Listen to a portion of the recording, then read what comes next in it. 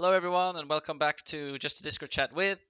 And I'm making another episode today. I'm gonna release actually more than one episode this month because I'm on holiday, so I've got lots of extra time.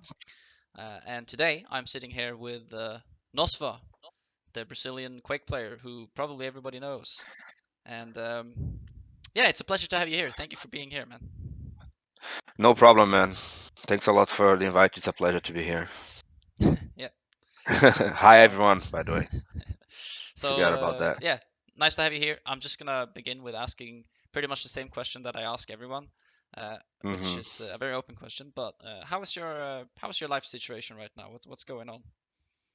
My life situation right now, what's going on? Okay. I've been busy, a little bit busy with trying to balance my time in between like work and practicing for the Quick Pro League finals and organizing like my boot camp, organize everything I need in order to travel to a boot camp that I will do with Maxter and Havoc before the finals if everything goes right. So yeah, it's been a little bit busy lately here. Oh, okay. Oh, so you're gonna boot camp with who did you say, Maxter and Avik? Yes, that's the plan. We're gonna be boot camping for a couple of days before the finals. So I'm actually hyped for that. It's gonna be sick.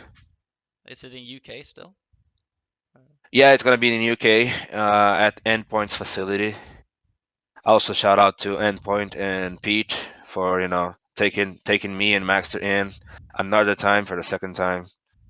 They have been like very supportive towards me and Quake community in general. mm, Such a nice organization. mm. Make sure to follow Endpoint guys on Twitter and all the social media. Yeah, you heard it. You heard it, guys. Yeah, that's cool. So boot camp in the UK and then the finals in Bucharest. How do you feel about that, by the way? That we're finally gonna have a LAN again? Man, it's fine. I mean, we did had Iron Fist, at the end of last year, which was a blast. It was like an amazing event. And but I don't know, man. After like a 2 years break, we are finally having a finals. A KPL finals on land, and I feel like everybody's gonna be like super, hyped for that. Not only the players but also the viewers, and I don't know, man. I feel good about it. I feel good about it. I just hope everything uh, goes well to everybody, like regarding traveling and all that. I think everything it's like the world situation is a lot more flexible right now, like regarding traveling, like because of COVID and all that. So I think we should be good. Mm. Yeah, I hope so too. It was. I remember London. It was kind of rough, to go there. Right? I Yeah, I can imagine that some yeah. people had a pretty rough time. I mean, my travel was Oh, fine, so. oh shit. We had a rough time, man. Me and Maxter, because Maxter was still living in Argentina at the time. Now he lives in fuck. I think it's Denmark. Yeah, it's Denmark. No, okay, he lives in Denmark. And well, we were supposed to go to Spain first, like for 1 week or 5 days. We would like just chill in Madrid, get to know the city, and then we would go fly off to Poland, where we were supposed to meet with Avek and maybe Zanaku, and we were like going to boot camp there in Poland. And only then we would fly to UK to boot camp for a like couple of days, like before the event, and then we would like actually go into the tournament, right? And then, well, to start with the journey, I was like, I was already like boarded my plane, my first plane, like getting out of my city here, and then I got a message from Maxter. I was like, hey man, they didn't let me in my plane. I lost my plane. I lost my first flight, and I was like, fuck, man, what the hell happened? So I like my plane took off, and then when I arrived, like in my first stopover, I started to talk to Maxter to figure out what happened, and he said, "I don't know, man. Maybe it was like overbooked. They just didn't let me in. They said that I was already boarded, but I wasn't, and all that shit." And I was like, "Man, that's so unlucky." And he said, "Anyways, it's gonna be like a. I'm gonna. I think it was like Saturday, and he said." okay, I'll take another flight on Tuesday or Wednesday. I will be there. Don't worry, he said. And I was like, okay, man. And then I went to my flight. And then they also didn't let me board the flight, man. Like, it was so unlucky. They were like arguing, like, I don't even remember what was the reason. I think they oh, okay, I remember, just remember. They were like demanding me to show them my homebound flight, right? Which I had, was like in my emails, but I just couldn't find it and all of that shit. And then I just missed it. They just didn't let me board. I was like in the like board gate, and they just didn't let me in the plane. It was very frustrated. And then I had to buy another flight for the next day, and it was like super expensive and blah blah blah. And the fun thing is, the company, like the other flight that I bought, was like a different company. It was like Iberia from Spain. And then like I went to board that flight, and they didn't ask me for anything. They just like, oh, here's your ticket.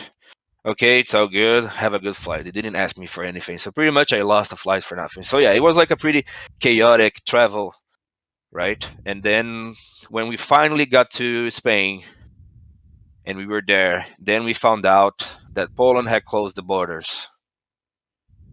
So we were like, fuck, man.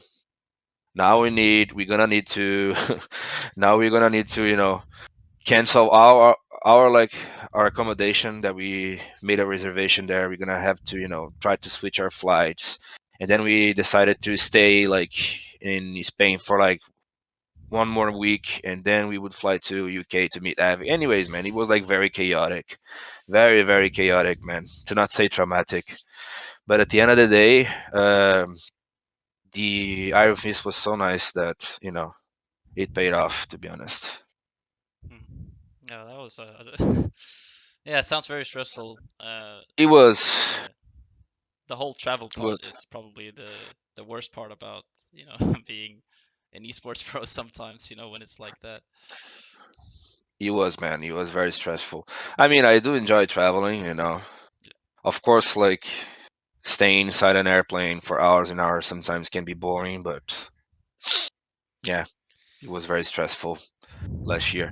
We knew there was like a chance of it being stressful, but we were expecting it to, to go just fine. But anyways, we're alive and well, and we went to a land, and it's all good at the end of the day. That's a great mindset. That's Yeah. it's a great takeaway anyway, because yeah, it was a great event, and yeah, so it's like it was worth it. I can imagine. Mhm. It was a great experience. But it's a nice little Mhm. anecdote there. We can touch on that kind of stuff a little bit later, but I Mhm. want to start from the beginning actually, because Okay. you've been around you've been playing games for quite some time, as I can imagine. I Yes. think if I remember it correctly, you used to play Half-Life. You started off with playing Half-Life, just like Garvin did. Yes. I did started off playing Half-Life. The year was like 2002, if I'm not wrong. I was like about to complete 10 years old at the time. And well, my brother actually used to play with his colleagues at work, lunch break and all that. They would just hop in a LAN server and play against each other. So I believe he was bad. So this is why he decided to install the game on his like personal computer at home, so he could get to practice and destroy his colleagues at work. And that's how I hopped in the Quake, the game community. He would like go out to work every day, and I was like, well, I'm alone at home with his computer. I would just play. And that's how everything started, man. I just got addicted to it pretty much. Never stopped. I mean, I did have like some periods like where I would stay like away from the game like for almost 2 years of like not even like playing anything, but I would always ended up coming back to gaming, the gaming life. And that was just Half-Life. Was that the only game you played, or how long did you play it? No, okay, so I played like Half-Life. Half-Life actually had like some sort of pro mode, just like Quake 3 has, like CPMA. And this pro mode was called AG. Like AG stands for Adrenaline Gamer. It's pretty weird name, I know, but it was like very fun. So I played like AG for from 2002, 2003 until 2010, 2011, and then I switched to TF2.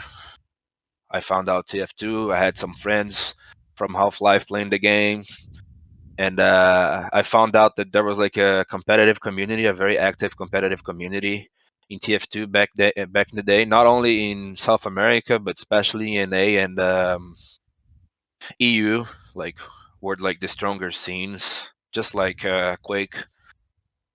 And I just fell in love with the game, man. And I played it for like 2 years, 2012, then 2013.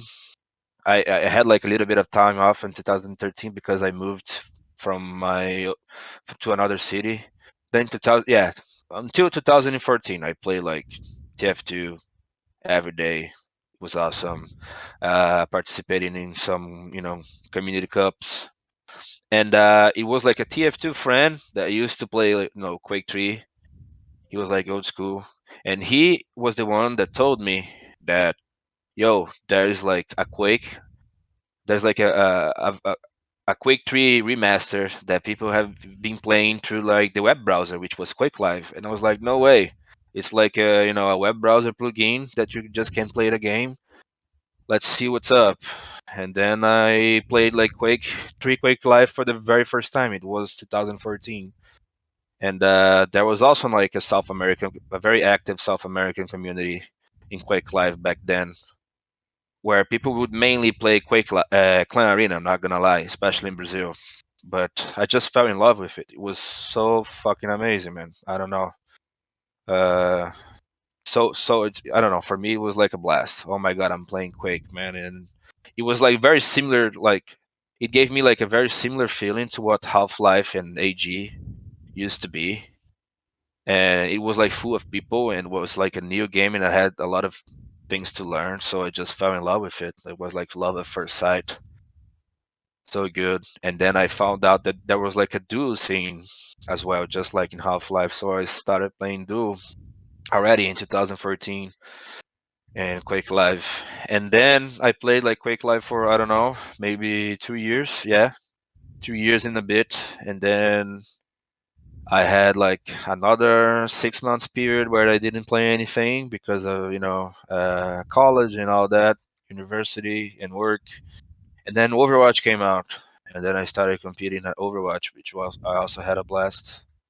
And I played Overwatch competitively in 2016, 2017, and then Quake Champions came out, and well, then it was when like my story in Quake's Champions started. To be honest, And what made you switch from Quake Champions to Quake Champions from Overwatch? Was it a very clear decision, just like I'll just do it 100%, or was it more, over it time or something? was it was a very hard decision to make because at Overwatch I was like in a very I was like in a team that was like top three, top five of South America. My team wasn't the very best team of the region, and at the same time, like Quake Champions came out, and there was like the 1 million QuakeCon prize pool thing going on, and I was like, okay, I'm not gonna be able to go to this tournament for like any reasons, for a lot of reasons. So I would just keep playing and competing in Overwatch, and that's it. Even though I loved Quake and I was like hyped for the game, that. So I kind of Quake Champions came out, and I kind of like left it aside for a bit, you know, and I kept playing Overwatch. And then like later in 2017, they announced a DreamHack Winter qualifier for South America, which they would pay everything for the winner. The winner from the top two players from Duel and the top one team from Sacrifice, they would like pay like travel expenses, accommodation, and all that. And I was like, hey, man, you know, there's not. This is nice. This is amazing. Actually, maybe there's a chance I can actually get into the Quake. competitive scene. But at the same time, it was like it was literally everything like in the same day, like the same week. Uh, like the best Overwatch team in South America. They made me an offer to join them and play for them because like one of their players was going to retire, having like some in real life problems. So they made me an offer to to step in into the like the best Overwatch team in South America, which later on went to um, BlizzCon and Overwatch World Cups representing Brazil and all that. And I was like, at the same time, there was like this Quake qualifier that was supposed to be in 2 weeks, and I was like, fuck, man, what do I do? Do I join this Overwatch team, which is gonna be like very solid? They are like the best.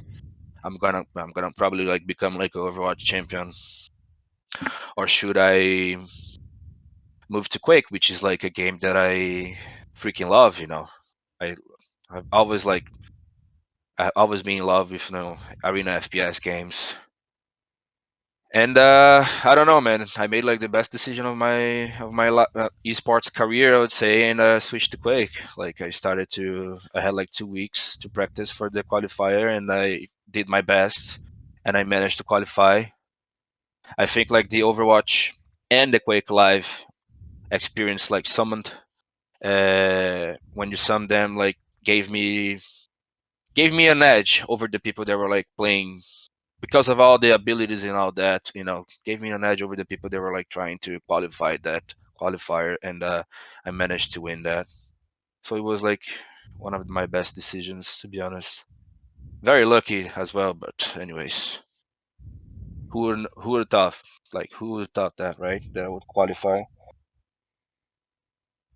Oh yeah, yeah, yeah, yeah, definitely. And how was that for you? Because that was the first tier one Premier Quake Champions tournament that you played, DreamHack Winter, I mean. How was that for you to travel to, well, basically the other side of Earth and compete and meet everyone? Ah man, I had a blast, man. That was actually so much fun. It was so much fun. Like putting like names to the faces, people that I've only seen like in tournaments or in frag movies, and like the Quake legends like Rafa Cooler, Avik, Cypher, and the Hang, and everybody. Seeing them in person, I don't know, just gave me the motivation to continue the Quake grind to this day. I feel like it was, I don't know, man. I've always loved competition. Like before the Quake Live and the Overwatch thing, I used to be a swimmer. I was like an athlete, and I started to compete in swimming like when I was like 12, and I did till I was like 20. So competition has always been a part of who I am, and I don't know, man. Getting to travel across the world to compete in a game that you like, it's I don't know. I don't know. I have no words. It's just amazing, especially if being in South America. Because I don't know. I feel like NA, North American players, and European players, they are more used to it because it's more common to them. But like nothing comes easy to like a South American or like a player for an even more far region like Oceania, like Australia or anything. So it was like a very special thing to me. Hmm. Yeah, okay, I can imagine that. Um, Hmm. yeah, well, cool. I'm glad that you had a great experience there, I like that something that you said there about that nothing really comes for free for South American players because I can definitely understand that given the well it's just like there's a lot of things well I don't know what would you say is the main reason it's like that?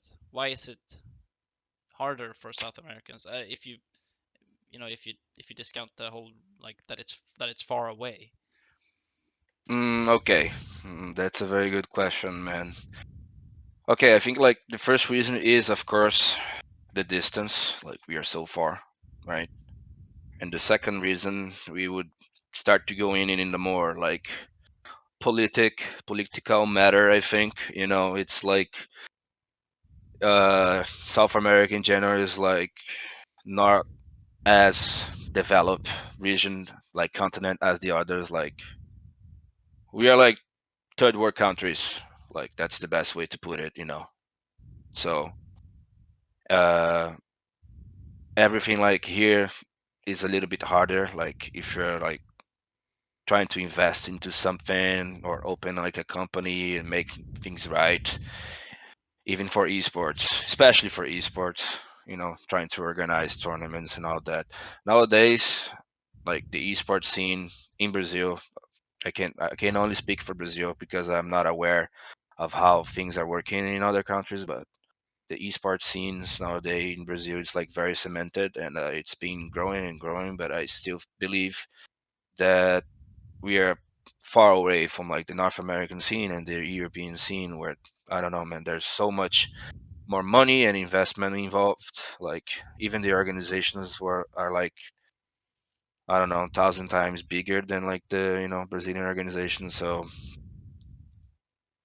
I think this is it, man. Like, it's like more like a political thing, to be honest. I Mm. believe. Yeah, yeah, no, it makes Also, sense. also, also like our currencies, right? So, for example, if you don't have a sponsor that can pay for your trip, you're gonna have to pay out of pocket for your travel expensive. Our currency, like, it's not worth much nowadays, so it's so much more expensive for us to travel if you have to pay like out of pocket than it is for like a North American citizen or a European citizen. So yeah, I think that's why I don't know. That's one of the main reasons. Yeah, yeah, certainly. And how do you think that's sort of strengthened you as a player and everyone else who comes from South America? First of all, you have the ping problem, obviously, which I can imagine is kind of challenging at times to play with such high ping. When you have all of these So challenges, do you think that's been positive for you in any way? I think it can be positive, but also for like sometimes it can be very negative for you. For let's say, I'll take like my first LAN in DreamHack Winter in Sweden for an example. It was like my first LAN, and I went there, and I was like, "Fuck, man, I need to do good because I'm probably never gonna have like another chance like this." You know what I mean? Like, it's my first LAN. Okay, they made a qualifier, but will they make another one where they will pay like all the expenses for you? So it's like, as a South American, when you go to an event like this, it's like, man, it's like, how can I put it? It's like it's not like Europeans and North America where they are used to these things. Like they go to events all the time. So okay, if I don't perform well at this tournament, I'll certainly have another one I will have next year and blah blah blah. And and like a lot of the events are organized in EU, so it's like much closer to them to travel. So there's this pressure that is created in the back of your mind, even though you think, okay, this is, it's all good. I'm not feeling pressured at all, but you are feeling pressured. I think that's, I don't know. I think that plays a big role when you're competing. But yeah, at the same time, it may give you like a strength, like, okay, man, I'm coming from South America. I had to play with all this ping to qualify and all that. Look, it can make you hyped. It can make you hyped a bit. Well, that depends. That varies from person to person, man. Like I think everyone takes like, the competition pressure differently, I feel like. So, but I can speak up for me and for some people that I've spoken to, and we all had like some similar mindsets. Yeah. some similar thoughts about it actually.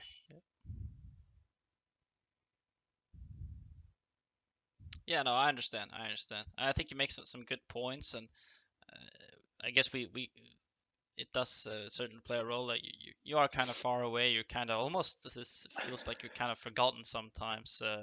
At least in Quake, I feel like you've got like I suppose what you're saying is for I mean for Europe and for NA, there's just more opportunities. I mean, especially Yeah, for that's what I actually like I meant. Like there's more opportunities. There's yeah more opportunities. So uh I don't feel like if I was like an NA player, I would not feel that pressure like going to my first land because I know that I would know that there's like more opportunities to come, you know.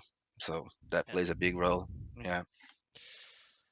Anyhow, you made it work. You you went to DreamHack and then you continued to compete in Quake.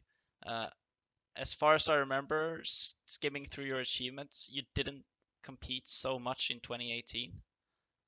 Yeah. So that's part of with what I just said. Like I went to DreamHack and I didn't know what would come after, right? So I was like, oh shit, that's like a good opportunity. I need to do my best and all that. And then 2018, they just didn't, no, they just didn't do like events where like the tournament organizer would pay for all the your travel expenses and accommodation. So I didn't get to compete in 2018 because well, I didn't have a sponsor. I didn't have like a sponsor to back me up. So 2018 was like a very dead year regarding like competition in Quake for me, or competition in esports in general, and also like got me thinking about like the decision I made, leaving Overwatch, because in 2018 like was like a good year for Overwatch because they started like Overwatch League and also Overwatch Contenders, and people in South America were like grinding the game a lot and competing a lot, and I was just left aside because I decided to switch to Quake. But I didn't give up. I didn't give up. I kept playing. I kept playing ranked even with all the hyping. Every time Rafa would like start streaming and queue in ranked, I would just go and try to stream snipe him. It was like pretty much my routine in 2018, like was to try to stream snipe Rafa and try to win. And 2018 was also the year of the 2v2, like the 2v2 scene. So we did have like some duo tournaments here and there, but the whole year was more focused in the 2v2s. So I don't know, man. I tried to show up at anything as much as I could online. They also made like some 2v2 I think it was ESL. They had ESL to organize online 2v2 tournaments. So I tried to play. Like Dramas invited me to play with him in 2018. Hey man, because Drama was also another guy that when he would stream like in queue for him ranked, I would just try to go and stream snipe him. So we kind of got friends that way. And he was like, man, even with the ping, you're very good. Do you want to team up and you want to play this ESL 2v2 tournaments at the end of 2018, I think it was. And I was like, sure thing, man, let's do it. And then like my name started to be like present in the tournaments and the streams and the community cups. And even though I didn't get to compete in like major tournaments in 2018, I was there, trying to be active. And I think that was like one of the reason I got invited to QPL in 2019, because it was like I didn't give up. I was like trying to, I don't know how is the word. I was knocking the door for an opportunity the whole year. I think that's a good way to put it. Yeah, yeah, for sure. And obviously it worked out. You got invited to QPL, as you said, and you've been a part of it since. The Hmm. kickoff was in 2019. I don't know. I remember it was kind of early. It in was in 2019. 2019, yeah.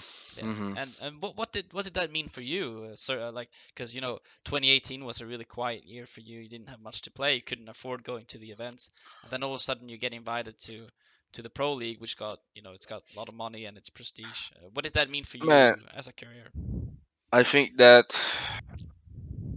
I don't know, man. I think it's funny how your life can change in a blink of an eye for the better and for the worse. But it does. It's just how it works, and that's pretty much what happened that year for me. I was well, another year started. It was like 2019, and I think it was like around March, and I was like, "Fuck, man, what's up for this year regarding Quake tournaments? Am I going to be able to compete and go to a LAN and try to perform good and all that?"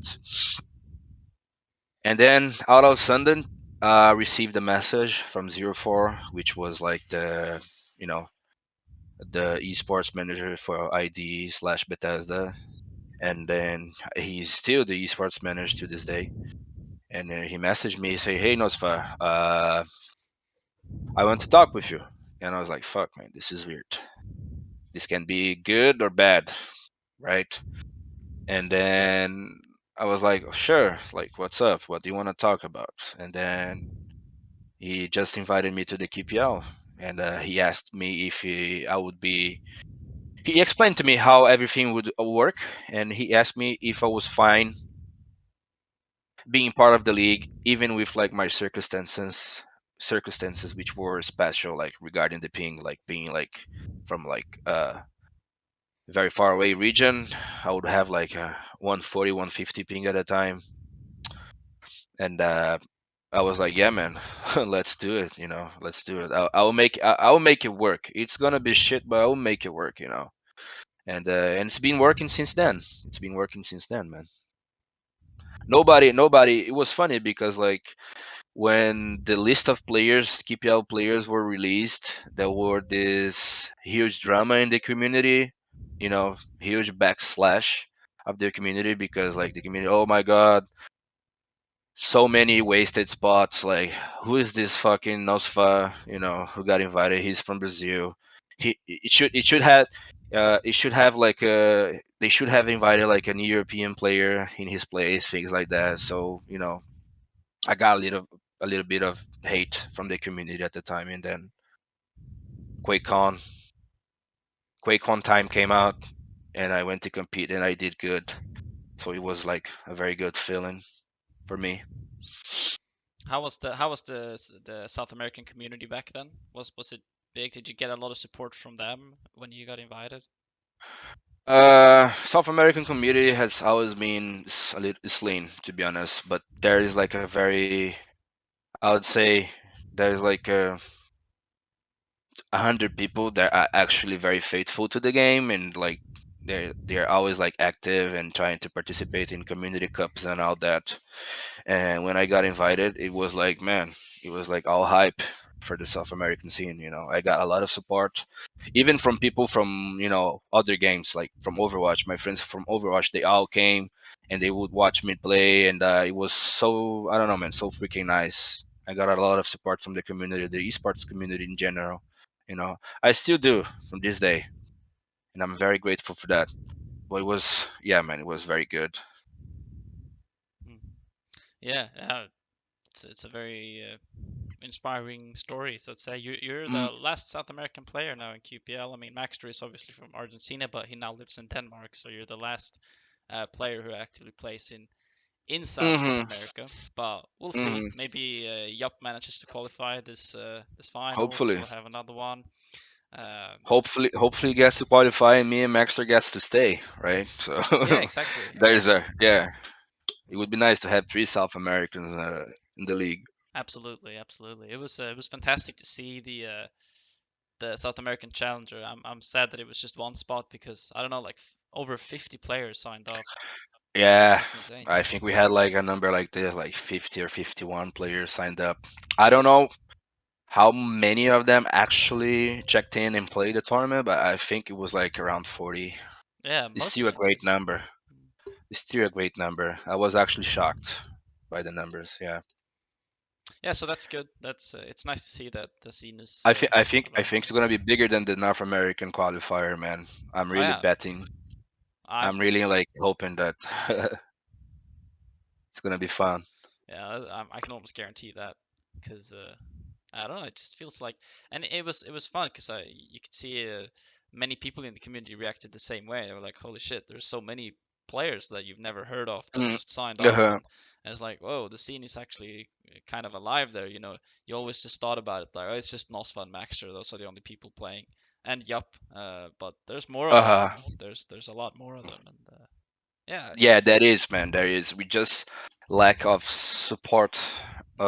Not lack of support. We just lack of like I don't know. There are people been doing like a great job now right now, but like let's say like until a year ago, we didn't have like some sort of what is that tournament, the community tournament that happens like almost every week for Estati. EU. Yeah, we didn't have like an STT guy to organize like community stuff. Now we do have like we have Kirk, we have like King Kong, and it's going great so far. And but I still believe we need more. Like I still believe we need more like uh more like events organized by the community for the community. Would be good. Hmm.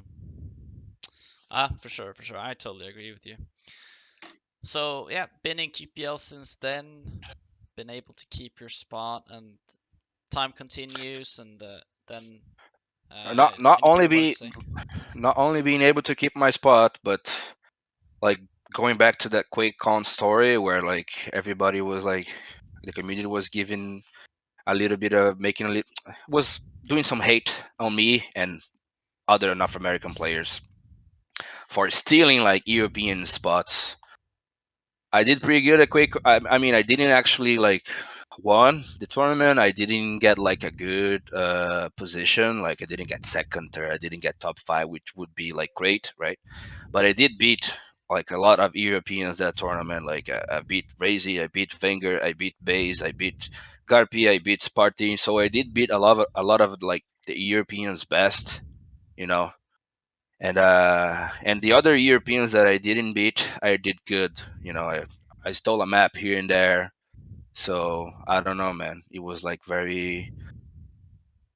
me giving like a slap back in the face of the community. Hmm. So Yeah, it it was feels good. good. Yeah. This is perhaps going to be a hard question for you to answer, but uh, hmm throughout your entire QPL career, what's the most memorable moment that you've had, Memorable moment that I have had. or perhaps the most influential, or the one that's stuck to you the most?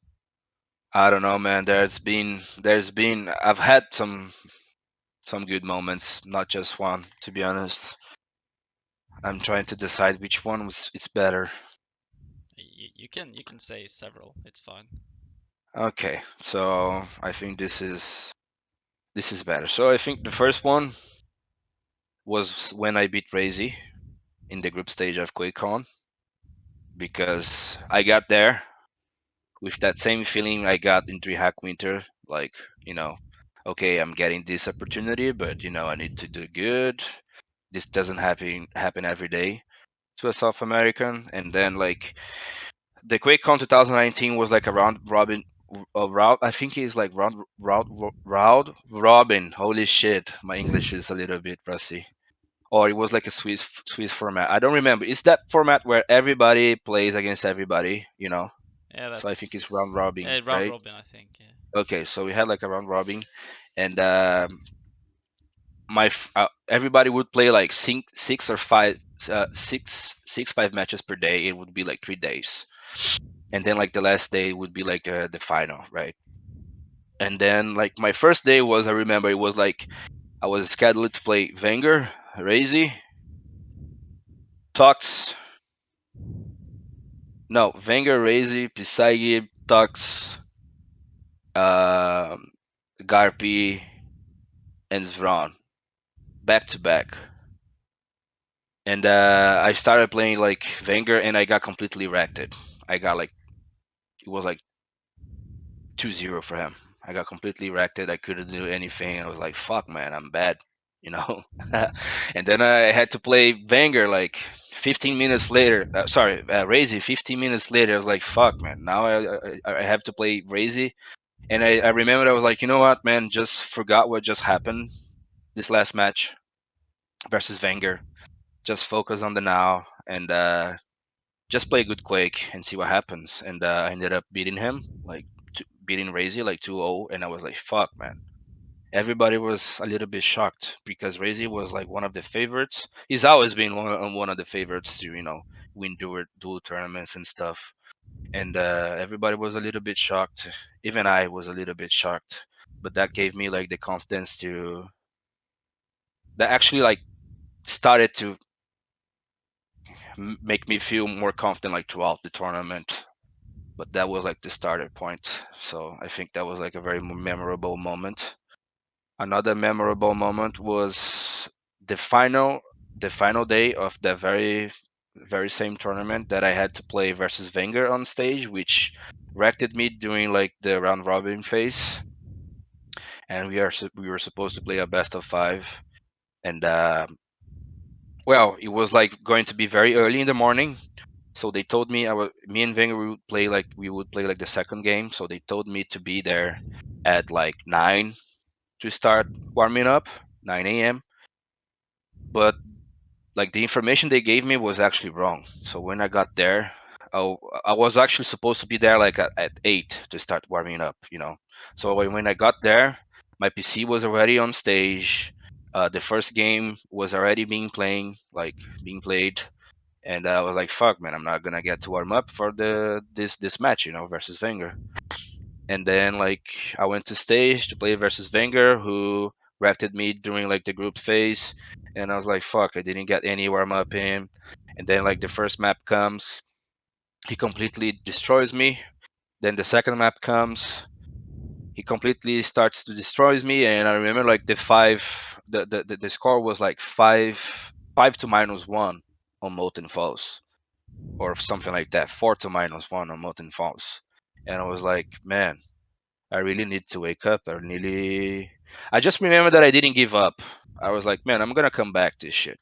I'm gonna come back this shit. I'm gonna make it work, and I did made a comeback, like from -1 to I don't know. I think I won that match for like one frag. Wenger, of course, did some mistakes, like he overextended here and there, and allowing me to come back. But it was like a very memorable moment for me that I actually came back that match because he gave me like an edge for the whole set, and I ended up like beating him on that best of five. So it was like a very memorable moment for me. And I don't know, man. I think another moment. I don't know, man. I've had some good games during like the online phases, the online stages, and where like I would make like a very hard comeback, and that would make me feel like very good. But I do remember I think like the last uh, KPL finals, not the last, like the second to last. It was last year where I got fourth. It was like a very hard. I got, I think I played like Avic the first game and I lost, and I had to go to the lower bracket, and I was like climbing my way to like the top five, and then I ended up like being like top four that tournament, and beating Racing one more time, even though it was like online, it was not on LAN and all that, but still, was a great moment for me for sure. So I would say like these three moments were very special. Okay. Yeah. Yeah. Not bad at all. Very, very nice to listen to. Very interesting, like to get the hmm insight, especially that. But what happened? I don't know if you said that. Did Wenger still win that match that you came back on Molten Falls or? No, no, no, no, no. I came back and I won that match by one frag. Yeah, Sorry, I think I that didn't map, explain but it right. it was like a best of five. Did he win the series or did you? No, I won the series. Oh So wow. he won like yeah, he won the first map. It was like a walk-in. He completely destroyed me. Then on second map, I was like doing very well. But I'm sorry, I was doing very bad. I even like got to -1 because I killed myself. I jumped off the map alone. I wasn't even fighting him. I was just like, do you know molten fowls, right? Yeah. There's like the rail, and then you drop down that jump pad to have machine gun, and you run towards Mega. Like you pass through the door where I have like the 225 bubbles, and there like there's the Mega stair, right? And I remember I was like, fuck, I need to get to Mega very fast. And then I dropped off from rail. I grabbed like the heavy machine gun, and as I'm going like up the stairs to Mega, I was just going too fast and I couldn't stop, and I just fell off the map. It was like just ridiculous, man. Wenger was not even there. It was just like me, being nervous, being anxious. I don't know what happened. I just threw myself off the map, and I was like, "Fuck!" Now it was 4-0 for him before. Now it's like 4-1, and I still managed to came back. And I don't know, it was great feeling. And then like the third map was Blood Brown, which I did that infamous. I don't know if you are aware of this, but I ran for 9 minutes. So like I did one frag. Okay. Yeah, I did one frag. I was playing Scale Bear. I really hated that map. I still do. So whenever I had to play it, I was just, you know what? I'll prove everyone this map is bad. you know.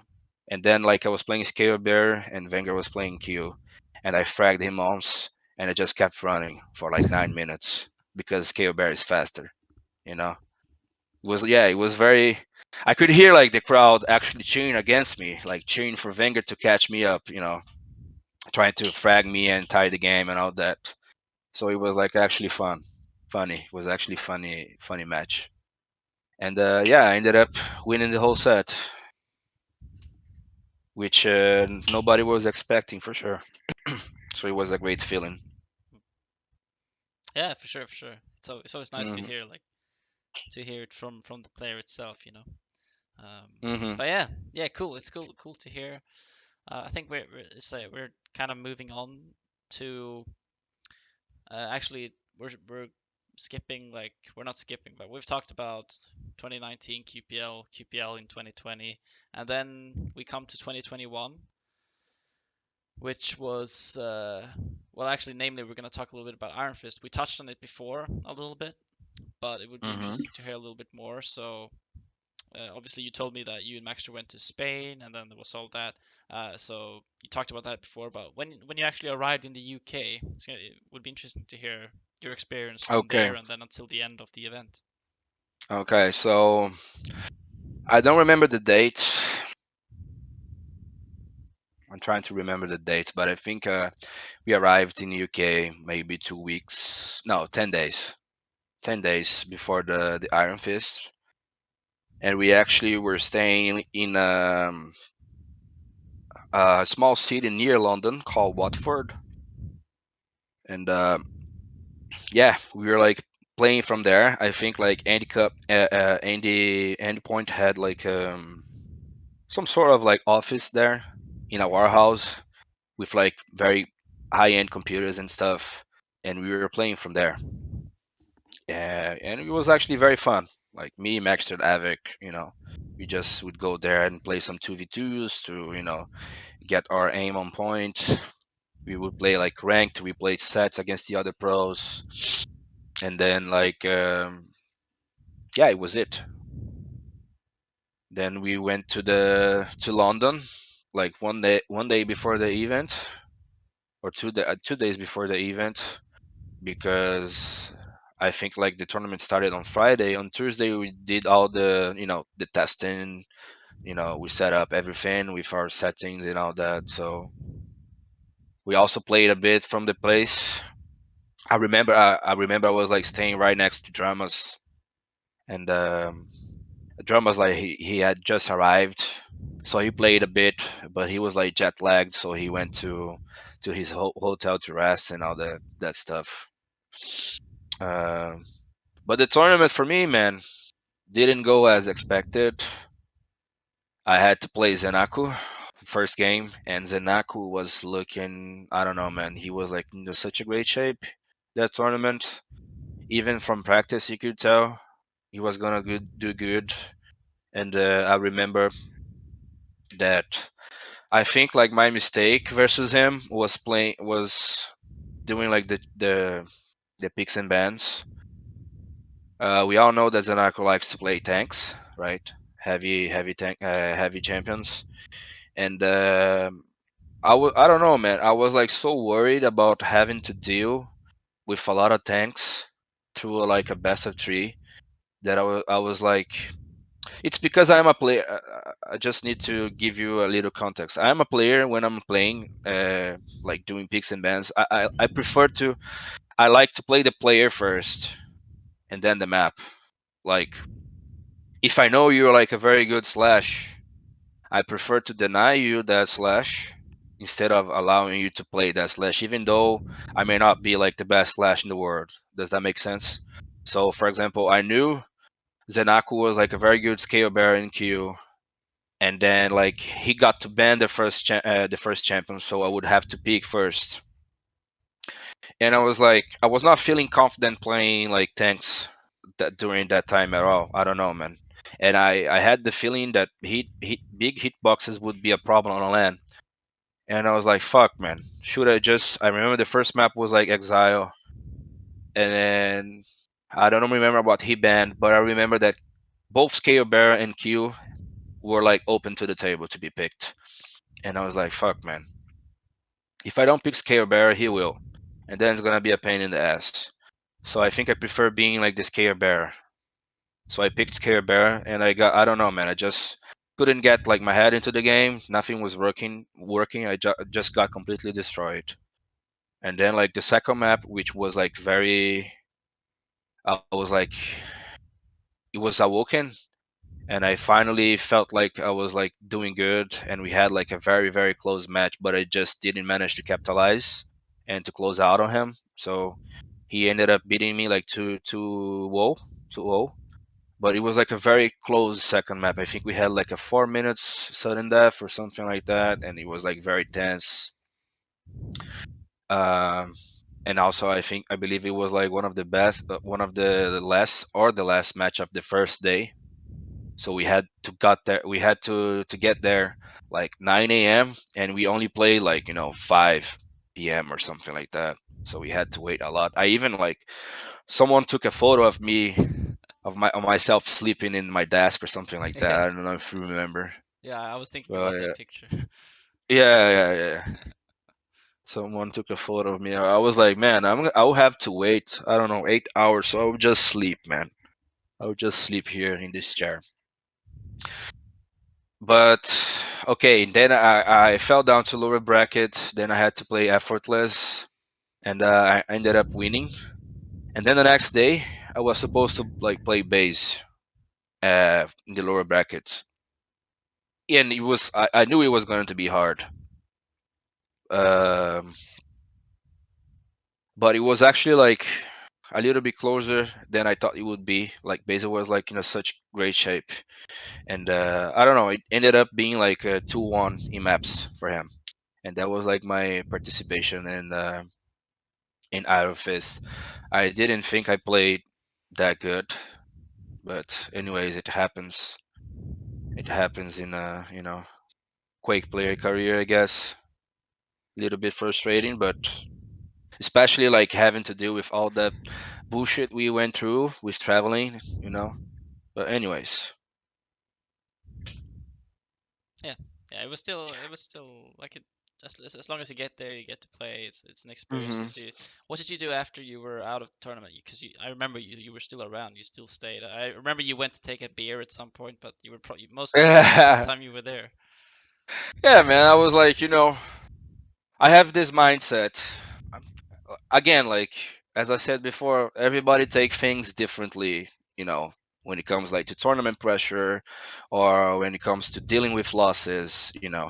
There are people that like to, oh my god, I fucking lost. I am like the worst. I'm just gonna lock myself in my hotel room and I'm gonna wait for my flight. There's a lot of people like this, and I just prefer to take another approach. I was like, fuck, man, I lost, but I'm here in the other side of the world. and with my fellow Quake players, which like most of them are my friends nowadays. So I would just keep showing up to the tournament and watch the tournament, cheer for my friends. I cheered for Maxter a lot because he was like my fellow South American, and just I don't know, man. Kept trying to have like a good time, just put the past in the past and moving forward. So yeah, I was like around, trying to cheer people up, uh, grabbing some beers every now and then, going out for some beers or some coffee, just having a good time because I don't know, the event was awesome. The atmosphere and the Red Bull like arena was so nice. So yeah, and when the event was over, I remember we all went to brewery like in the same, I think the next street across the block, and we all had like a good time there. It was amazing. It was like an amazing last night. All the players like having drinks and all that, and laughing together, and it was great memory for sure. Ah, Made fun, me fun. forgot. Made me forgot about my performance. I don't remember you there, man. I think you I went missed you it. went home. You missed it. Why? I had to go home on Sunday because I had work the next day. I couldn't Oh take any more my, days off, so I had to go. oh my fucking god. Yeah. Yeah, yeah, yeah. I got that. I got that. But yeah, we had fun, man. We had fun. We went to a brewery, then we went to a bar. Everybody like next street, and having drinks and all that, and chit chatting. So good, man. So good. Made me forgot about my bad performance. Yeah, for sure. It is an experience itself as well to travel to a new country, not a new country, but travel to another country and compete, and just to see everyone. That's also an aspect of it that you enjoy. I can imagine even as a player, like even if you lose, it's still nice to be able to meet everyone and just hang out and chill. Yeah, I like to hang out with people, man. I like to hang out with people. I think that's important. I think that's very important for a human being, like being able to connect yourself with other humans and from other countries, other cultures. I think that's a very important special part for me as a esports player, like getting to know people from all the corners of the world. It's so nice, man. It's so nice. Yeah, no, that's definitely an aspect that I love of it as well, because like obviously your main focus as a player is to compete and stuff, but yeah, it's like you can learn a lot. You can have a lot of cool experiences. Like you said, the last day everyone went out to eat and stuff that you can remember for the rest of your life. So that's why esports is so nice because you can go to the other side of the earth and just connect with people that you would probably otherwise never talk to. Exactly, exactly. Yeah. And if it wasn't like thanks to Quake, now I have like, a place to crash in almost like every corner in the world, a place to Yeah, sleep over, United States, down in Sweden, with you, yeah, and a lot of places in Europe. So, that's good, man, having connections. really is absolutely. I agree. And Yeah. how was the trip home? The trip home was better than the trip to Oh Europe. yeah, the trip home was better, but I also had like a postponed flight on my trip home, so I had to actually stay in London for 5 days. So it was just like I was there for like a whole week. I pretty much I pretty much took a flight home on the next Saturday. So I think Maxter stayed with me until Tuesday, and then he head off to Argentina, and I stayed like alone in a hostel for a couple more days. And I was, even though I was alone, I was like having a good time. I would go out every day. I would try to sightsee the city, go to museums. At nights, I would try to visit like a different bar every night. Trying to grab some beers, and I don't know. I had a blast. I had a blast in London, man. Yeah, Yeah. can't wait for an actual opportunity to go and compete there. Even though I'm going to London to boot camp right now, I don't know. I want to go more because that city, that country is awesome. Yeah, it is. Yeah, I mean, obviously, Iron Fist 2 or whatever they're gonna call it has been announced, but we don't know where it is technically. It could be anywhere. Yeah, So exactly, exactly. I think I don't know, on the announcement they posted a pic of like something in the woods or Yeah. something like that, So I'm like, fuck, where it's gonna be, where it's gonna be. That's Sweden then, because or like Norway or something like that, where there's just so much woods. Yeah, yeah. I don't know, man. I'm down for whatever, honestly. Me And too. would be sick to have like a tournament where it's hosted on different like environment, like in a cabin in the woods, some sort of thing, So yeah, that would be cool. Well, absolutely, that would be sick. Yeah. Yeah, because I was Iron Fist got their own Twitter, by the way.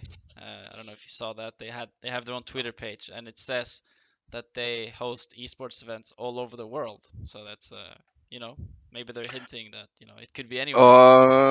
Interesting, man. Interesting. Yeah, that would be sick. That would be sick. I don't know, man. I think that lacks a little bit in the Quake scene. I feel like because I don't know if you're aware, but for example, in the CS like pro scene, they have they have like those tournaments. I think it's called like the Summit, Yeah. where it's like very casual. It's they just take all the pro teams and they go like to a big house somewhere in the states, like in a mountain or something like that. It's like a very casual competition, like tournament, where they just play against each other against the whole weekend, and they do like interviews, like casual interviews with the player in the couch, talking shit against each other. It's very nice. It's very nice. I feel like Oh, that would be would be nice to, fantastic. Yeah. yeah, that would be nice to have something like that in Quake. Yeah, because Just put, yeah, I know exactly just what you bring, mean. Sorry, go ahead. yeah. No, no, no. I was going to say just put like the 28 best players in the world in like a house, like get them to play like against each other in the living room or in the kitchen, whatever, and make something more casual, but still like with like a decent prize pool, and for the content, I make it's like an opportunity to create good content. I feel like Mm. would be nice. But go ahead now. Yeah, no, I'm no, just cutting you, man, all the time. yeah, yeah. I'm cutting you off. I told you, man, that I speak a lot, man. I told you. Yeah, and also there's like we're so far away from each other, so it's a delay of maybe I don't know, Two almost seconds or almost a something. second. Yeah, so it's like Yeah. but anyway, for those who don't know what we're talking about, it's he was talking about CS Summit, which is it's a real cool tournament in Counter-Strike. I follow Counter-Strike a lot, by the way. So uh, most of the Counter Strike tournaments are always in big arenas and stuff. But CS Summit is like Mhm. yeah, like you said, they're just in a house. They're sitting in the casters are sitting in a couch, just like watching the TV and casting, and then Mhm. they play. They have their own like little rooms where they sit and play, and they sit like it looks really cool because they sit really tight together, like 5 players in a small little room. That's Mhm. their gaming room, and then the other team sits in another room, and it's yeah, they go down to the living room, downstairs to that's where they do the interviews and stuff. And I think that was I've never thought about that, but that would be a cool idea with Quake because the I feel like the Quake community is very they're sticking together a lot, and especially the QPL players. I mean, when I was in Mhm. London, I realized that like all of them are such good friends. Yeah, Uh, that's a good, awesome part of yeah, the KPL. I feel like. so that would be sick to have that. But yeah, just like thinking about it. Obviously, nothing is confirmed, but yeah. Yeah, but it's also I feel like it's not that hard to organize because like it's the opposite of CS where like one team is like 5 players, right? So for example, if you're bringing like I don't know 16 teams to participate, you have to multiply like 16 for 5 plus a coach or something like that. Like Quake is like 2 or 2v2 max, So I think it's easier to organize like something like that, like the summit for like CS summit, just for Quake in that case. I mean, nothing it's easy, of course, but I think it would be like way easier to organize that for Quake than it is for CS. That's what I mean. Mm. Yeah, no, for sure, for Yeah. sure. And I still think it would be easier to organize a Quake tournament in a house like that than to like have to book a whole arena and stuff, and Yeah, yeah, yeah. so That would be awesome, man. That would be awesome, honestly. yeah, we can only dream, but We it's can nice only to dream. talk about it. Hmm. Um, uh, Something that we haven't touched so much upon is how your life looks outside Quake, uh, because I can imagine like you're doing something else outside of playing as well. Yes, yes. Okay, so outside of Quake, I work with an IT. Uh, I graduated in system information system. I don't know how the name of the course of the graduation would be in English, but it's something. Um, I'm pretty much like a system analyst. That's that's like my formation, like my profession. But like I run like a small business focused on security for web applications and things like that. So that's pretty much what I work with, and yeah, that takes a lot of my time. But it allows me to balance with like okay, now I have like 2 hour two like a 2 hours block available, so I'll just hop in and try to play some Quake. You know, it's like the perfect job to you know try to make a profession out of esports as well. And outside of that, I don't know, man. I just like to sometimes go out with my dog or hang out with friends. Have a couple beers and laugh. I used to go to the gym, but I've been like a little bit sedentary for the past year. I feel like. Um, I also do like kickboxing, but I've been like a little bit lazy on that, and I also like I kind of fucked up my wrist like a couple months ago. Actually, like 2 months before Iron Fist, I fucked up my left wrist doing like kickboxing, and it has never been the same since. So I'm taking a little bit easy on that because I'm afraid I can get like a serious injury that would not allow me to play like Quake. So I'm taking I'm going easy on that. I'm going like 2 times a week, 3 times a week. Trying to not overdo kickboxing, Muay Thai lessons, and that's it, man. I think that's it. You're free to ask anything, like if you want more details about what I do on Okay, my well, I personal mean, life. would be interesting to hear how a normal day looks for you. A normal day looks for me all right. So I wake up usually like at 8:30, 9 a.m. Just drink like a mug of coffee, and I look out at the window and I see, oh shit, it's raining. Oh no, it's sunny. Things like that. And then I decide if I gonna work from home or if I'm going to the office. We don't have like our company doesn't have like a fixed office, but we rent those. How is it called, man? Co-working places. Ah, Yeah, yeah. co-working. So sometimes we do go to a co-work to just, you know, again putting names to the faces, and leave the home a little bit. So, but that would do like I would do that like maybe 2 or 3 times a week, where I would just go out to the co-working to work from there. Sometimes I would just go to a coffee, but most of the time, I will be right here working from this chair. And what else? Whenever I have like free time, I try to play some games, whether it is like sets against other pros or whenever whoever is up to play me in South America. Like doesn't have to be like someone from a pro league or someone with like a very high level. I just like to be able to put some time in, and then when it's like 6 p.m. or 7 p.m., I go out to kickboxing practice lessons or go to the gym or go out with friends. And then then I go back at like around 8 9, and then I start playing again. And I usually go to bed like at midnight. That's what a day in Nosfa's life look like, I feel like. All right, pretty cool. You also got a dog I could see in the background. Yeah, yeah, she's not here right now, but yeah, she's with me all the time. Yeah, she was laying in the bed and listening to you for Yeah, a while. yeah, yeah, yeah. All right, cool, cool. Um, are there any uh, how's the routine prior to a QPL game? Do you start preparing more, or do you have the same routine? You play like 2 hours or so? Or how does it look like? Maybe the day before. Okay.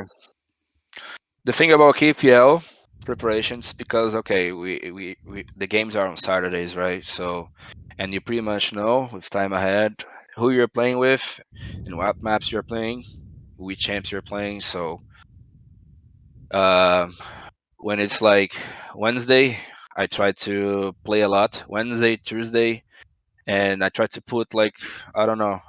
I try to go a little bit easier on Friday to just not overdo, like to just Otherwise, I would just like wake up on Saturday like feeling exhausted. So I try to take it easy on Friday, just play, maybe 1 2 sets, and that's it. I try to do some VOD review maybe, or just I just try to think about the match, kind of play the match in my head. Okay, I'm playing, let's say, dramas, and he's playing slash, so he's gonna go like very aggro here and there, kind of like to visualize, make some sort of visualization of the match in my head. And then I like to go to bed earlier than I usually do, like before a KPL, before Saturday. So on Friday, I don't like to, even though it's Friday, like Friday usually is the day people like to go out and hang out with friends and like have beers. When it's when I have a KPL match on Saturday, I just don't do that, and I like to go like to bed like 11:30 max, like midnight, and I wake up like at 9 10 a.m. Try to have like a good breakfast and start to warm up. I don't like to play sets before like official matches. So when I'm warming up, I'm mainly like listening like to good music, like music that I enjoy, and shooting bots or something like that. Sometimes even Kovac. I think I like to play some Kovac to warm up my aiming. I don't play Kovac that much, but I do enjoy playing it to warm up purposes. Hmm. So that's pretty much it. Okay. And what about the mental part? Like, do you do anything uh, prior to your match to like prepare yourself mentally, or other than what you just said? Hmm. I try to sit still, man. I try to still sit still and not think about anything else, to be honest, because there's not much you can do to change the outcome at that point. Like 15 minutes before your match, there's nothing you can do to improve your level or something like that. So I just like to sit still, think about nothing, or maybe just do like a little visualization again. You know what I mean? Yeah. Things like that. Yeah. Okay. So yeah, sounds cool. Um, I don't know. I think my approach to like a LAN match would be different than like my approach for like an online KPL match, because we have been there talking about online KPL matches. Like I've been there so many times. Like it's been almost 3 years now. So I don't know, man. I have played probably like 200 KPL matches. Okay, now I'm probably saying maybe I'm exaggerating a little bit, but maybe I played like I don't know. Let's say like 200 official maps. yeah. Okay, so I don't even get nervous anymore. I'm so used to it. But on LAN, it would probably be like a different approach. I would try to, I don't know, be alone a little bit before my match, like in a half an hour before my match. Really think through, visualize, try to breathe a lot. Not like a meditation thing, but just trying to really sit still and focus, and in a more intense way. then I would do it for an online match. I feel like. Okay, so if you try to think about DreamHack Winter, which was your first 2017, which was your first Quake Champions LAN, and then think about Iron Fist, which was your most recent LAN, uh, is there anything that's changed in terms of uh, like how you prepare and how you felt mentally? Oh yeah, yeah. A lot changed. In 2017 in DreamHack Winter, I was like very unexperienced. I thought that some things that I was doing were good, but they were actually bad. Let's say in DreamHack Winter, I was like exaggerating in coffee and energy drinks, which later I found out that would just only make me jittery and more anxious. So I just don't do that anymore. I would just like maybe sip a coffee, in the morning, and maybe sip a coffee like 1 hour, 1 hour and a half before my match nowadays. And yeah, back in the day, I used to try to warm up with other players, like playing sets. And I kind of don't like doing that anymore because even though you are warming up before your match, if you lose, like the practice against the other player, because like if you're warming up, you're warming up with another pro, and the guy is good, and then you're warming up for your match, and then you lose the match you're like using to warm up, and then like that, I feel that I kind of feel that can mess up with your mindset and your confidence a little bit. So nowadays I just like to shoot some bots, or just run around the map, warm up like doing rocket jumps, warm up my movement, and leave like all my mental stamina to the official match itself. Something that I would not do like back in 2017. I would just try to, get someone to warm up with me, and nowadays I don't need it anymore. So if some player come to me and ask, hey Nosfa, would you help me, warm up, would you play with me to warm up me and all that? Oh sure, I would do it. Just because the guy asked, I would not ask anyone else to play with me, as a warm up purpose. Hmm. Well, it's interesting because it's something that I find interesting because every player has their own routine, I suppose, before the Yeah. match. And when I was in London, it was fun because I wasn't playing, so I could walk around and look and stuff, and how everyone prepared. And some people like to play Hmm. sets, and some people like to just meditate. And I remember Avik, for example, he was just sitting and he went into an empty server and just like moved around, just jumped around and rocket jumped, as you said, like doing that kind of stuff. Yeah, that's actually good. So you can actually get to feel how how your mouse is feeling, how the server is feeling, things like that. Mm. And you're also not spending much energy in like timing items, or like fighting like LG fights against someone with like a very good aim. So I think it's good to warm up like that. I feel like Rafa does that a lot. I learned it from Rafa actually. But I do like to shoot some bots, which I think Rafa doesn't do. Rafa just likes to hop in a empty server, in an empty custom lobby, and jump around pretty much. Yeah. But yeah, uh, another thing that's interesting about that IRONFIST LAN is that, well, I was supposed to play Zanaco first game, as I told you before, and but we were going to be the last game of the day, right? And the tournament would start on Friday, and on Thursday he was already like, he came and poked me in my shoulder and he said, "Yo, Nosford, you want to do picks, right?" Because I know that Zenako, he likes to practice his picks a lot, and he likes to think through and all that. And I was like, man, I do want to like do picks, but like not right now because we're gonna be like last game tomorrow, and it is still like morning on Tuesday.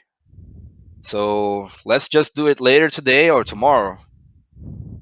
And then, okay, then he went back to his PC.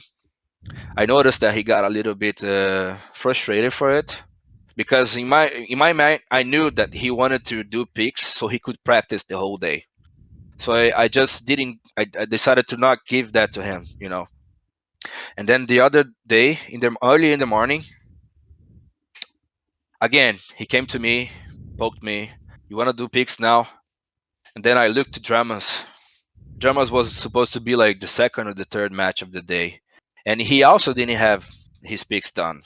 And I was like, Zenako, bro, you gotta chill, man. Like Dramas is playing like 5 hours before us, and he doesn't have his picks yet. So let's just do it later and all that, you know. So he went to his PC again and all that. And then like a couple hours later, he came again, and I declined again. I denied again. And then Dramas looked at me and he started laughing. I was like, man, you're gonna kill the boy.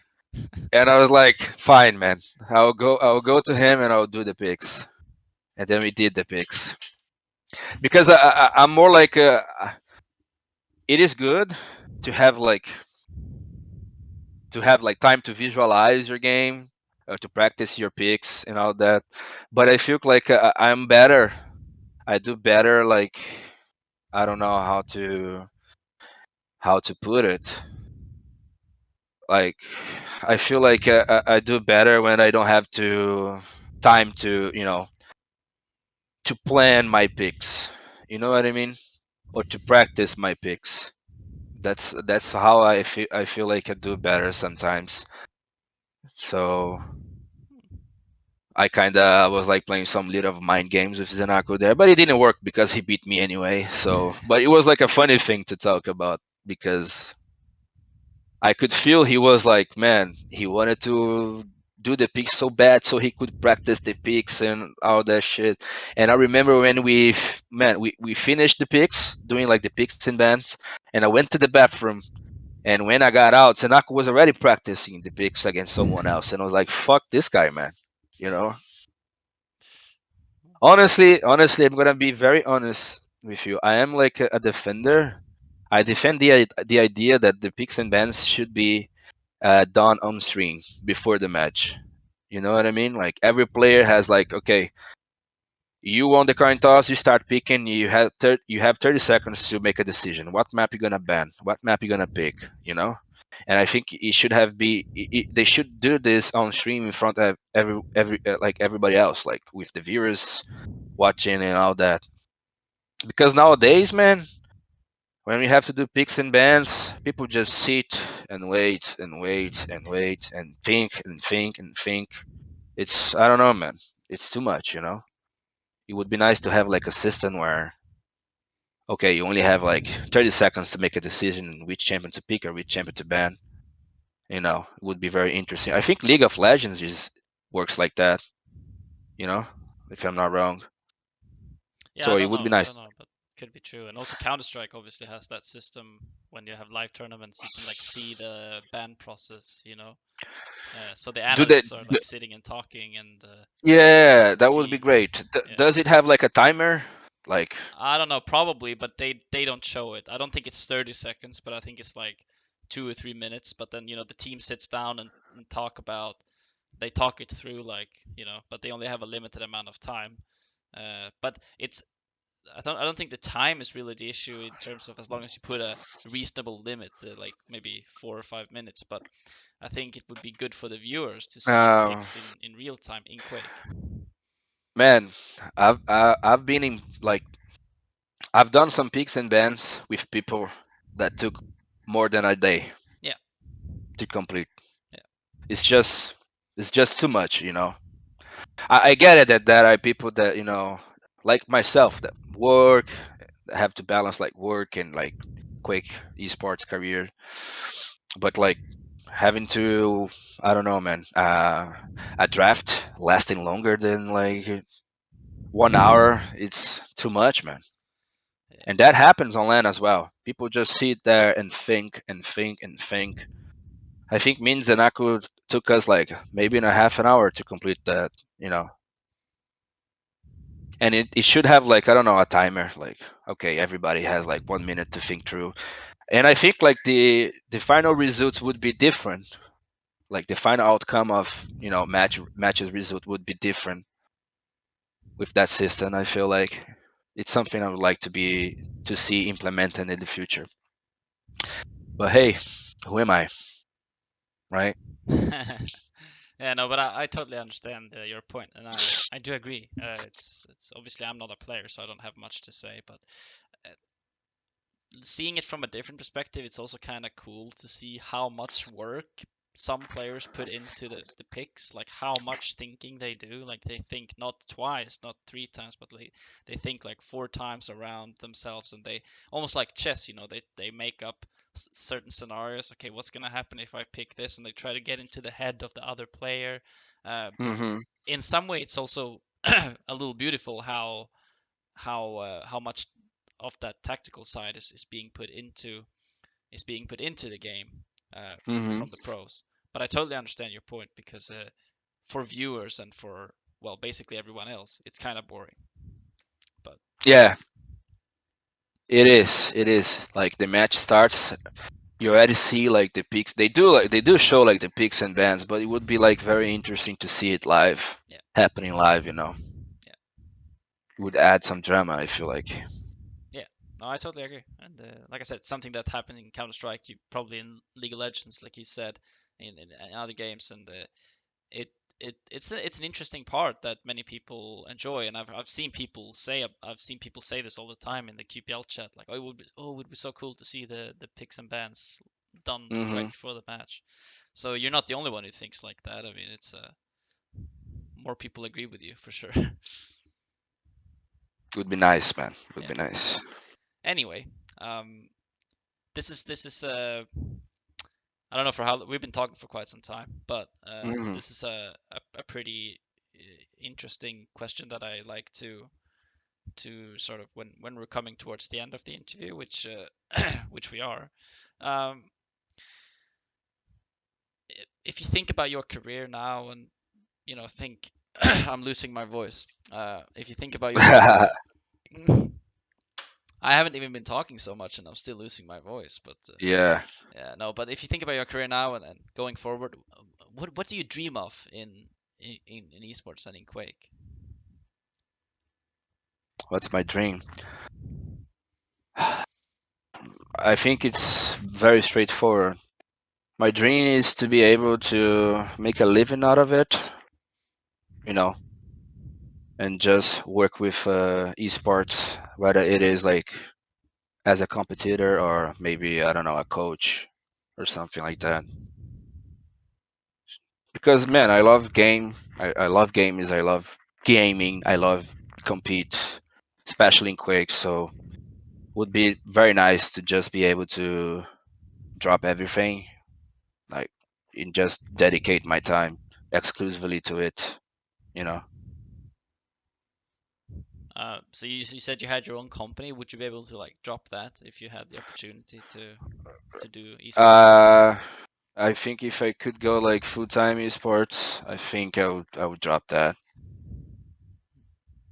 Of course, it would be like maybe a slow process of like, having like my participation on the company slowly graduating, going down and down and down, and then finally I would just leave completely. But it would be very nice to, I don't know, man, be a gamer. Because nowadays, I don't know, I don't consider myself a pro, even though I play in the pro league. That's how I look at, okay, I do have like a pro level, you know, I can compete in a pro level, I have in tournaments and stuff, but I don't make like my living exclusively out of it. I don't dedicate my time exclusively to it, as I know that other people do in the scene. You know, and they are very fortunate for that, and they probably deserved that a lot. And I'm happy for them. So I would love to have that opportunity too. Just live out of gaming and competing, and that would be nice. Hmm. There's certainly not many people who can live full time off of Quake. I think it's like five or six people. Uh, I, I mean, it's probably Kilson, Rafa, and the Maestro guys. I think those are the ones. And Avic, of course. Mm, and Avic and I think Cypher was also. Yeah, I think he probably still, but he doesn't have an income anymore from an org, of course. Yeah, yeah. Yeah. I would say like half of the players maybe in the Quake Pro League probably just do Quake, Yeah. and some of them are doing like very well, like Rafa, Kusen, Avic, and they certainly deserve that because they have like brilliant careers. But would be nice to reach that level too. Yeah. And you also mentioned that maybe you just said coach. If you continue playing for a while, for a few years now, and then you feel like you, I don't know, for some reason you don't want to be a player, so would you be able to would you be interested in being a coach instead, or a manager, so to say? Well, like in my position, for example, would that be something that you would want to do? I think I would be inclined to get like some sort of coach position, even though uh, I don't see it. I don't see like the players taking it so professional, so professionally. For example, like it is like in normal sports, where like the coach is like the highest. You know, the coach is the guy that tell how things should be done. I don't think that how it is working in sports right now. But maybe it's gonna be like in a couple years, and yeah, I would be inclined to try that. To be able to pass my experience to other people. And how to compete and how to strive and how to be, I don't know, how to be great, how to, I don't know, help people to reach their goals. You know, in a So more in a more like close position, like strategically. yeah. Because coaches and stuff, like we don't see any of them in Quake. Yeah, Uh, we don't. Yeah. Obviously because, well, it's not super obvious to me, but I think one of the reasons is that it's not a team game, so you play alone, and it's like not the same need for a coach as it is in Counter-Strike, for example, where there's 5 players. Do you think that if Quake would grow, or become like a little bit bigger with more tournaments, do you think that we could actually see coaches or more managers, like traveling to events and stuff like that? I think it is. I think you just like answered your own question. I think we are just not there yet. Like I think if Quake starts growing like exponentially in size, and we start to become like close to what Counter Strike is, let's say, then maybe I can see like coaches, you know, Hmm. being involved. Just imagine, man. I really believe like having coaches in Quake. I think Quake is the perfect game to actually have a coach. I really believe that. Just imagine yourself having like Rafa as a coach, Yeah. like a guy that he's like very calm and polite when he talks about Quake, and he likes to explain even in his streams to his viewers. He likes to, when he's playing, he likes to give details of what he's doing, what and why he's doing that. So I don't know. I really see Quake as like a very like proper game for like a coach career. We are just not there yet Hmm. financially, I think. Yeah, definitely financially we're not there. No, that's totally fine, because you need orgs to actually feel like, oh well, we're gonna pay someone to be a coach as well.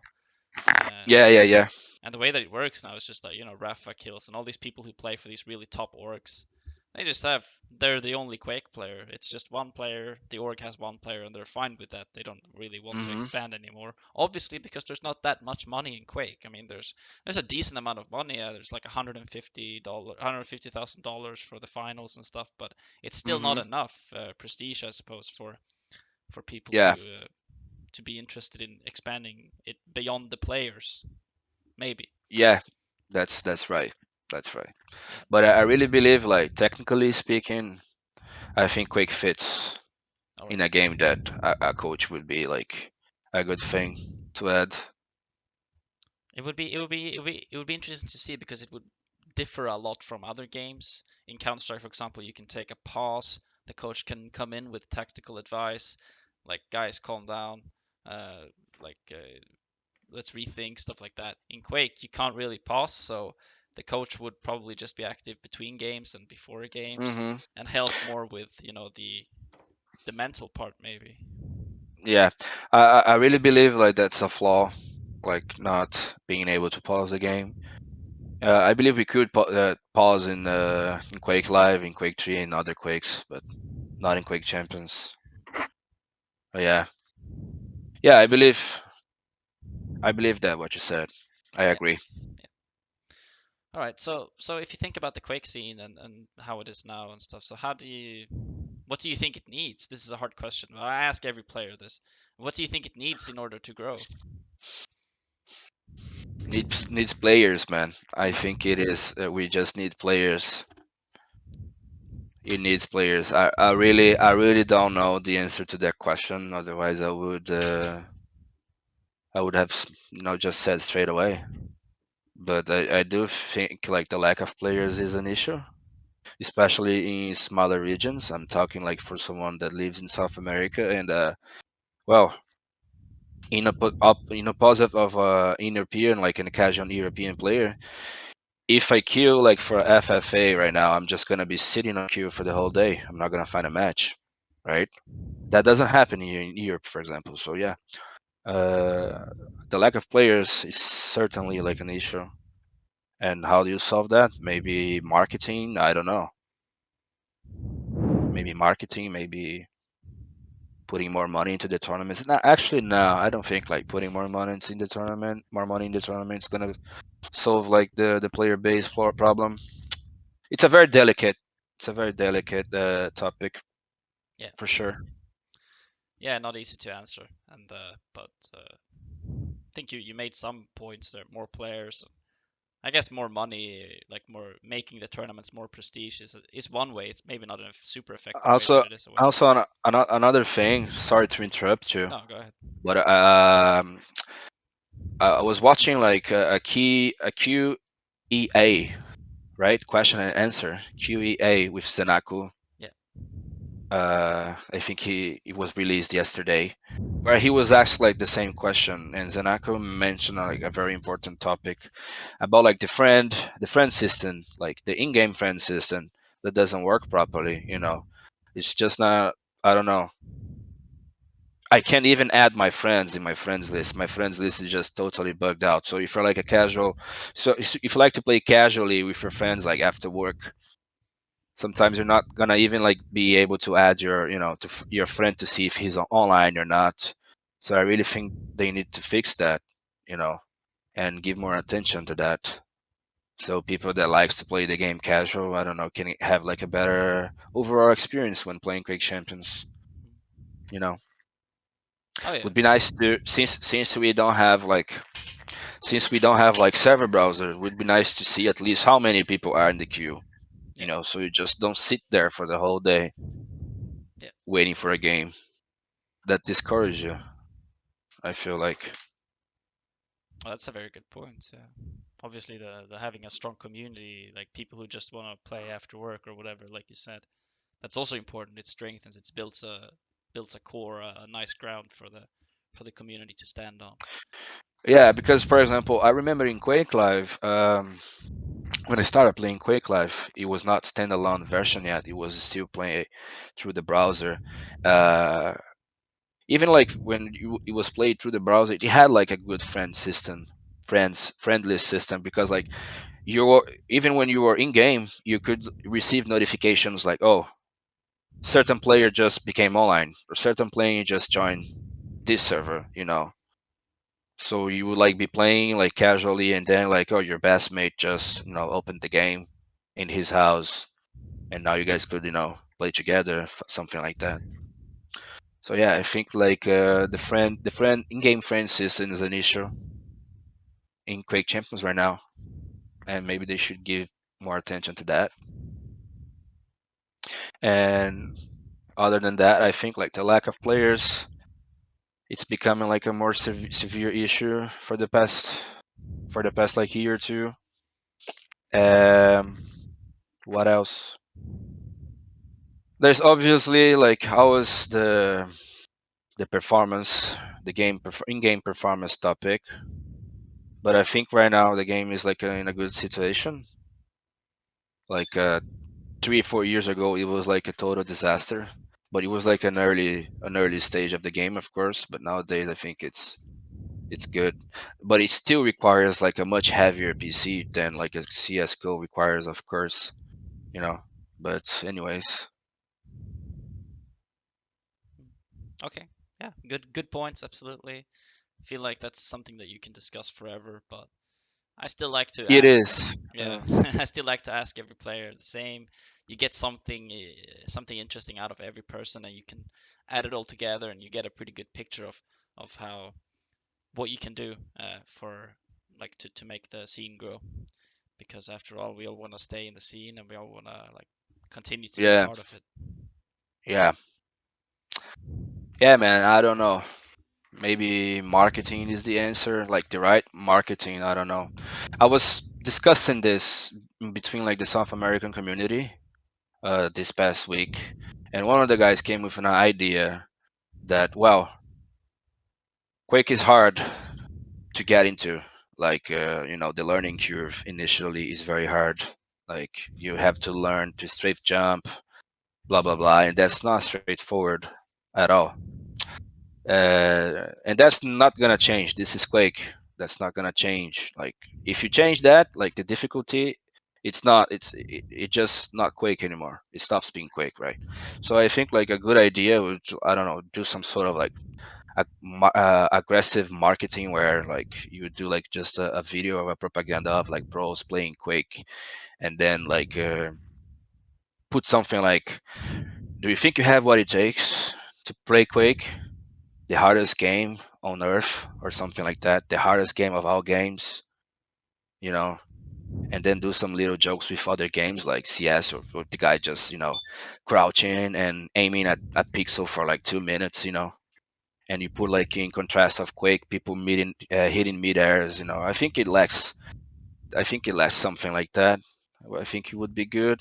It would attract players that never heard of Quake, like, what the fuck are these guys talking about? Let me give it a try. And then he would just hop into a server and would get smashed in a FFA because he doesn't know what to do. He doesn't even know how to walk properly. He doesn't know how to strafe jump, which is like the most basic stuff. So maybe that would, I don't know, that would bring curiosity for new players, some sort of thing like that. Mm, yeah, it's a good point. I mean, it wouldn't be too far off. Quake is one of the hardest games to master, really. Like Yeah. it's not wrong, you know. It's it's true. Yeah, so I have very good points. Very interesting. So I'm actually on the last question now because we've been talking Okay. for quite some time. I don't almost 2 hours, I think. But Almost to our holy shit, man. Sorry, that's my fault. no, this is it. I love it. I told you, like this is what I want. You know, this is Okay. what people love hearing. So it's all good. Um, this is the question that I always round off with, and it is obviously you have fans and you have people looking up to you, and using all of your experience in Quake and stuff, what's the best tip that you could give to aspiring players, aspiring top players, I mean, for them to be able to reach higher and to reach, well, your level eventually? That's a good question, man.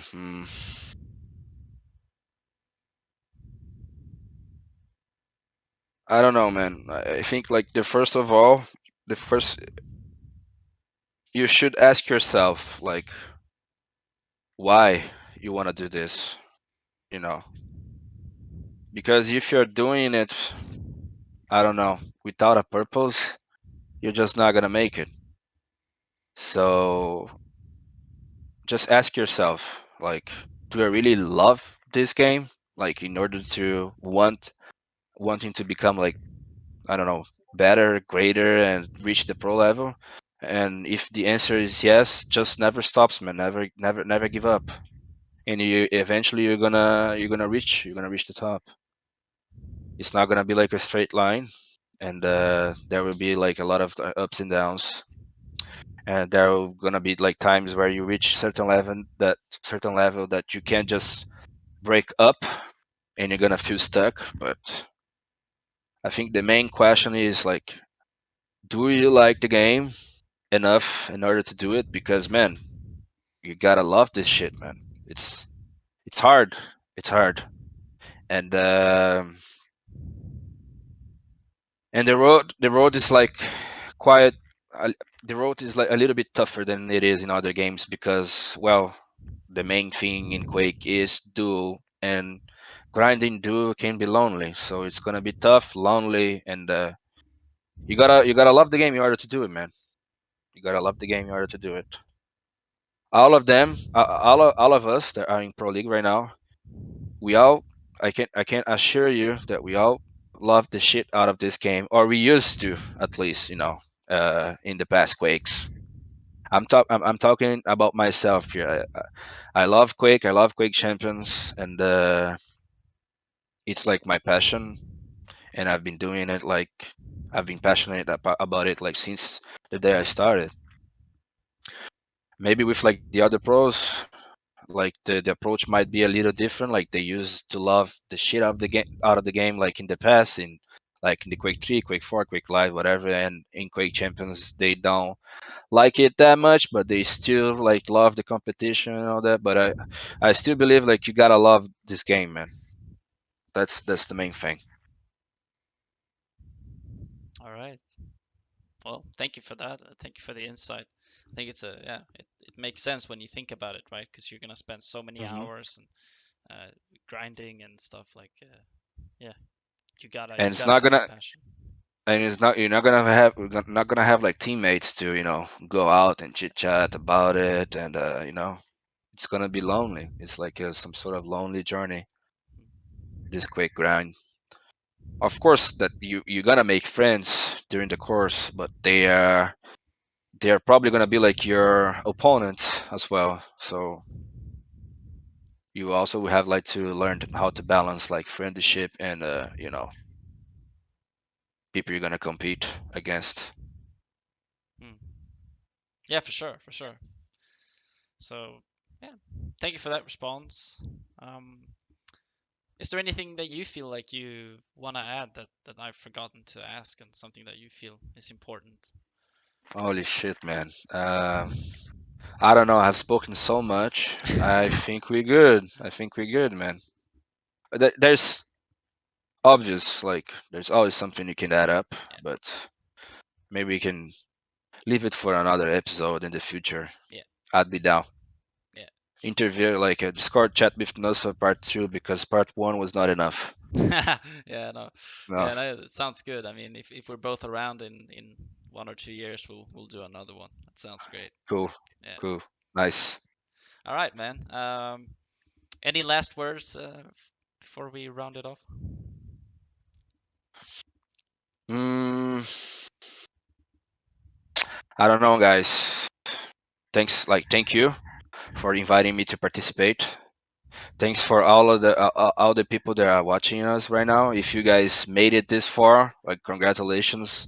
You're really like a procrastinator or something because bro, we've been talking for like 2 hours, but I'm just joking. Like I appreciate you taking like the time to watch this interview with me, and I appreciate all of you that are still like following like the Quake scene and showing up like every Saturday to watch us play.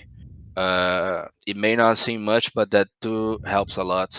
It is like very supportive, and thanks for that. Keep playing Quake, guys. It's the best. A wise man once said, Quake is best, and by the way, you have nice shoes, which is like a cooler line from the QuakeCon 2017, one of his interviews. Okay. He just said like Quake is best, and then he looked at the interviewer and he looked at his shoes and said, "By the way, you have nice shoes." A That's wise man funny. once said that, man. So yeah, Quake is best. Ah, yeah, yeah, cooler and all these quotes. Yeah, yeah, no, I've Yeah, heard you a lot gotta. about those. If you haven't heard this one, just go and Google it, like QuakeCon 2017. You're certainly gonna find it. Like Quake saying this, Cooler saying this shit. It's so funny. Okay, yeah, I'll do that right after this interview. I wanna see that. All right. Yeah, Well, thank you, Nosfa. Thank you so much. My finishing words are not so much. I pretty much want to say the same thing as you. Thank you, first of hmm all, for being interested in doing this. Obviously, not all players are. I've been asking most.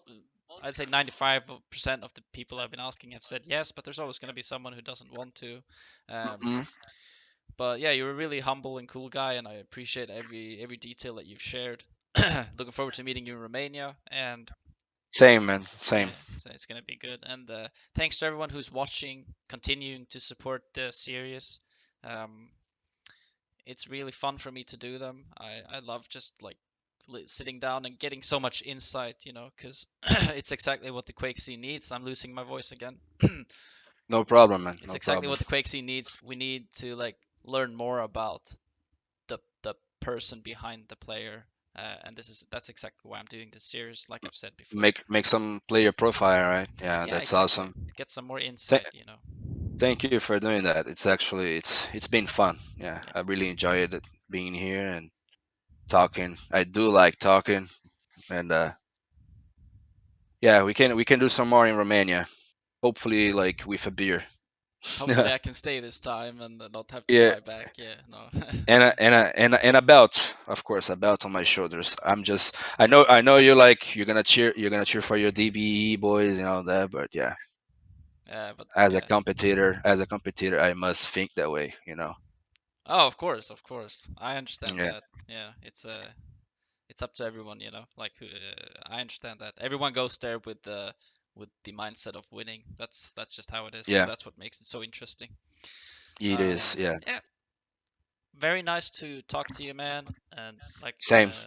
for I can't thank you enough, but yeah, thank you. And that's gonna be it. I might do a third interview this month, but we'll see. Next month, I'm probably not gonna do so much because most players will be preparing for Bucharest. So we'll see, though. We'll see. But I'm happy that we could do this one.